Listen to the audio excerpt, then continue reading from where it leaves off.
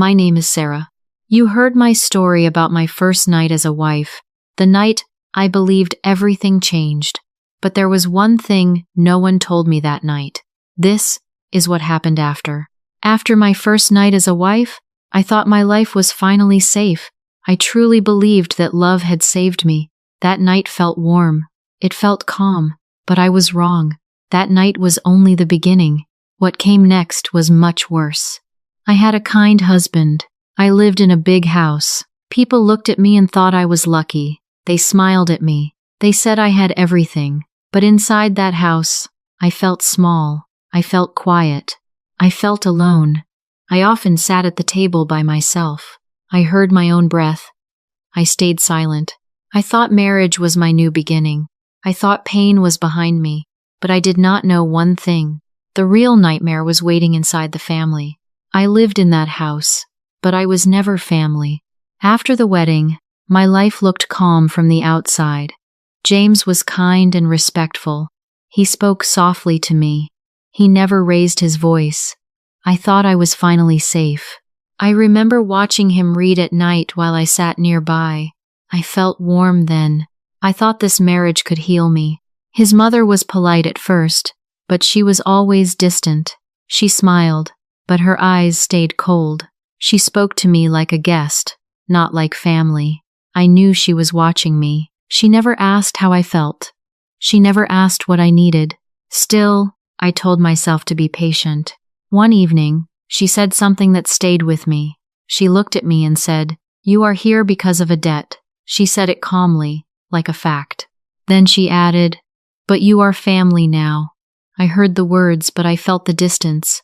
I thought about them many times after that. I whispered to myself that I should be grateful. At dinner, we often sat in silence. James talked about work. His mother nodded. I ate slowly. No one asked me anything. I felt invisible. Sometimes, I ate alone, when James was busy. I heard the clock on the wall. I watched the light fade from the window. I stayed quiet. I thought her words meant acceptance, but her actions felt different. She said I was family, but she kept me outside. I felt confused. I felt small. I thought peace was real, but regret slowly followed. When James started to travel more, the house changed. He left early and came back late. Sometimes, he was gone for weeks. I watched his car disappear from the gate. I felt the house grow quiet. I knew his work was important, so I stayed silent. I told myself this was normal. After James left, his mother took control of everything. She decided when we ate. She decided what I cooked. She decided who could visit. I followed her rules. I moved slowly. I spoke less. Her friends came often in the afternoon. They sat in the living room and drank tea. They looked at me from head to toe. I felt their eyes on my back. They talked about family, money, and reputation. Sometimes they stopped when I entered the room. Sometimes they did not. I heard short comments. "She is very quiet. She is different." I kept my head down. I told myself silence would protect me. At first, I believed things would calm down. One morning, my mother-in-law smiled at me. She asked if I had eaten. She spoke softly again. I felt hope rise in my chest. I thought maybe I was wrong. I whispered to myself that patience was the answer. For a short time, the house felt lighter. The visits felt shorter. The words felt kinder. I thought I could breathe again. I believed this phase was ending. But one night, James called while I was washing dishes. I heard my mother-in-law answer first. Her voice sounded worried. She said, "She is tired." Then she paused. "She is very emotional lately." I froze. My hands stopped moving. Cold water ran over my fingers. When she gave me the phone, James asked if I was okay. I said yes. I said I was fine. I knew something was wrong, but I stayed quiet. After that, the calls changed. I felt distance grow between us. In the evenings, I stood by the window after cleaning. I watched the lights outside. I felt small, but steady. I told myself to endure. I believed silence was enough. I did not know someone was watching closely. I did not know words were being chosen carefully. Then one day, something small changed. and that change broke everything. The call came in the afternoon. I was folding clothes when my phone rang. I saw my aunt's name. I felt my hands go cold. I answered, and her voice was low. She told me my father had passed away. I stood still. I did not sit down. I did not cry. I felt the room spin, but my body did not move. James was not home. He was away on a business trip. I called him many times, but he did not answer. I knew he was busy. I told myself to be strong. I whispered to myself that I could handle this alone. I packed a small bag and went to the funeral by myself. The funeral was quiet. The room smelled of incense. I stood in front of my father's photo. My hands were empty. No one held them. I pressed my lips together. I felt my jaw tighten. I thought of all the words I never said to him. I thought of how alone he must have felt. My mother-in-law came late. She stayed only a short time. She stood beside me and spoke in a cold voice. She told me not to cry too much. She said people were watching our family. I felt my chest tighten. I looked down and said nothing. My fingers curled into my palms. When I went home that night, I knew something had changed. I felt it in my bones. That was the moment she crossed the line. I stood in the living room after the funeral. The house felt too quiet. My father was gone, and James was not there. I felt my chest tighten as I looked at the floor.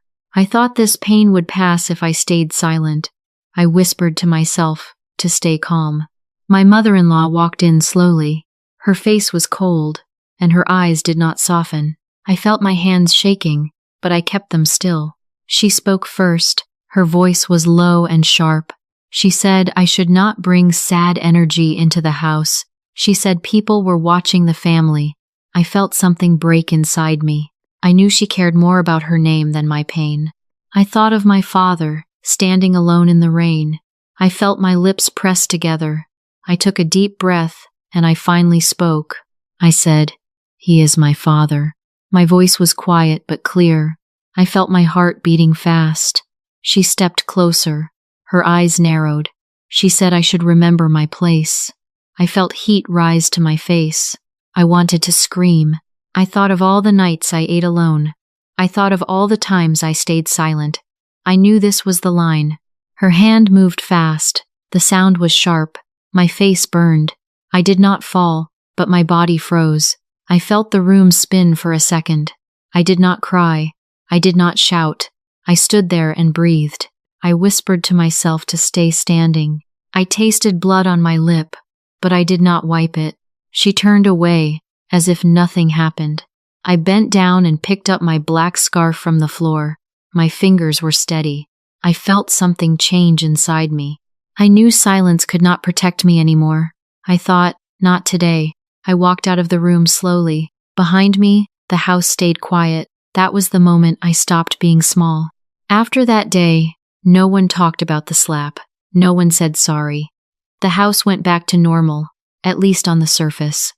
My mother-in-law stayed cold and firm. She still controlled everything. She still looked at me like I was someone living on her kindness. I felt that she believed she had already taught me a lesson. I thought she felt safe again. I stayed the same on the outside. I spoke politely. I cooked meals. I cleaned the house. I took care of her every day. In front of others, I kept my head down. I knew this was what she expected from me. I felt my face calm, and my voice soft. People thought nothing had changed. I thought that was exactly what I needed. But at night, I did not sleep right away. I sat on my bed in silence. I opened books James left behind. I wrote notes with a small pen. I remembered every word she said. I remembered every look in her eyes. I felt my mind stay awake while the house slept. I whispered to myself to pay attention. I knew I could not forget again. I did not study to take revenge. I did not plan to fight her. I studied so I would not be crushed again. I thought of my father's voice. I heard it clearly in my head. Don't live with your head down. I felt something steady grow inside me. I looked the same, but I was not the same. She grew more confident. She grew more careless. I grew quieter and more alert. I knew a storm was coming, even if the air felt still. She thought I had learned my place. James traveled again. His suitcase stood by the door more often than his shoes. Each time he left, the house felt quieter and heavier. I watched the door close and listened to his steps fade. I thought the silence was just loneliness, but it was something else. I felt that space growing for other voices to enter. My mother-in-law began meeting her close friends more often. They sat in the living room and drank tea slowly.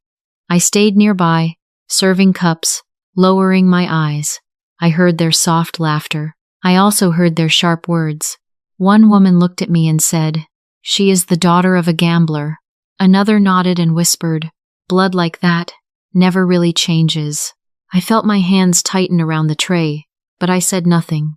They talked as if I was not there. They spoke about family names and clean history. My mother-in-law did not stop them. She only listened and stayed quiet. I thought she agreed with every word. I felt my place in that house shrink again. I whispered to myself to remember everything I heard. One afternoon, a close friend smiled and spoke about a valuable bracelet. She called it a family keepsake she had owned for many years. She touched her wrist as she spoke. I noticed how my mother-in-law looked at it. I knew something was changing, even if no one said it out loud. The day started like many others. My mother-in-law invited her friends for tea. I prepared the cups and plates, and I stood quietly near the wall. They talked and laughed, and I moved in and out of the room. I felt their eyes follow me, but no one said my name. I thought it would be a normal afternoon. During tea, one of her friends suddenly stopped smiling. She touched her wrist and looked confused. She said her bracelet was missing. The room grew quiet. Chairs stopped moving. I felt my heart beat faster. Everyone looked under the table and around the sofa. The bracelet was not there. I thought it would be found later, and this moment would pass. That night, my mother-in-law knocked on my door. Her face looked calm, but her eyes were cold. She said the bracelet was found in my room. I felt my legs turn weak. I looked at the bed and the table. The bracelet lay there, shining under the light. My hands were shaking, and I could not speak. My mother-in-law covered her mouth and said she was shocked. She told her friend, "Sarah would never do this." Her words sounded kind, but her eyes watched me closely. I knew my honor was breaking in that moment. I whispered to myself to stay still and breathe. I did not cry. I did not run away. I sat on the edge of my bed and held my hands together. I felt my fingers turn cold. I thought about shouting, but I stayed quiet. I whispered to myself to breathe and wait. I checked the cameras that night. I hoped they could save me. But the camera in my room showed nothing. It was off for a short time. I felt my chest sink. I knew someone planned this very carefully. I thought the truth would not come from machines. The next day, everyone talked again in the living room. The friend spoke about the bracelet. I listened to every word. I remembered something small. I knew her story changed. Before, she said she always carried the bracelet with her. Later, she said she left it on the table. I felt a calm strength grow inside me. I did not accuse anyone. I did not raise my voice. I asked one gentle question. I looked at her and said, "You said you always kept it with you, right?" The room went silent. No one moved. I heard my own breath. I knew the truth was standing there with us. She tried to answer, but her words fell apart. No one said I did it. No one needed to. I felt the pressure lift from my chest. I stayed still and quiet. In that silence, I knew my dignity came back to me. James came home a few days later. I heard his footsteps before I saw his face. I felt my shoulders tighten, then slowly relax. I thought he would be angry. I thought he would shout, but when he walked into the room, his voice stayed calm. He looked at me first. He did not ask questions. He did not raise his voice. Then he turned to his mother. I watched his hands rest by his side. They were still. I felt the air change around us. He took a short breath and said only one sentence. "Mom, I trusted you. Nothing more, nothing less." The room went quiet. I heard the clock on the wall. I whispered to myself to stay still. His mother did not answer. She did not defend herself. She lowered her head and looked at the floor. I knew something old ended in that moment. The power she held felt smaller. James did not choose sides with words, he chose with silence. I felt seen without being touched. I thought about all the nights I stayed quiet. I knew this was not a victory loud enough to hurt anyone. It was a quiet end to fear. I stood there, breathing slowly, and felt my dignity return. It was evening. The living room was quiet. No music. Only two of us. I stood still near the table. I took a deep breath. My chest rose and fell. She looked up at me. No one spoke for a moment. I felt the silence press on my ears. I spoke slowly.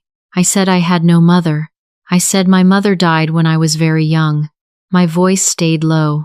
I did not explain more. I said I always wanted a family. I felt my throat tighten, but I kept going. I thought this truth mattered. I told her I knew my background was poor. I knew I was not perfect. I studied at night. I learned in silence. I stayed quiet to survive, not to deceive. My hands were steady. My back felt straight. I knew I was not asking for pity. Then I said one clear line. I did not marry for money. I only wanted a family. The room went still. I heard my own breath. I felt the weight lift from my shoulders. She did not cry. She did not speak for long. She said she listened too much to others. She forgot to look at the person in front of her. She said rich did not mean right. Poor did not mean bad. Then she called me daughter. Her hand rested on my shoulder. It was gentle. I bowed my head. This time, not in fear, not in obedience, in acceptance. I remembered my father's words again. This time, I was standing straight. Sometimes, the people who hurt us most are the ones we want to trust. But silence should never cost us our dignity. When I look back now, I see this story as not only mine. I see it in families. I see it at work. I see it in quiet rooms where people choose silence every day. I whispered to myself that silence can feel safe, but it can also hurt. Over time, this lesson stayed with me. You can be kind and still protect yourself. You don't have to stay silent to keep peace. It is okay to speak when something feels wrong. You don't have to accept pain as love. When I understood this, I felt calmer. I thought about my past, but I did not stay there. I knew my story did not need a loud ending. I did not need to win. I only needed to stand straight. Maybe something here stayed with you. Maybe you will carry it quietly, in your own time. If you stayed with me until this moment, I want you to know something. I felt less alone when I shared this with you, and maybe you felt that too. Have you ever felt like a guest in your own home? If yes, comment 1 so I can hear you. If this story touched you, please like and subscribe to stay with us. You are not alone, and you never have to be.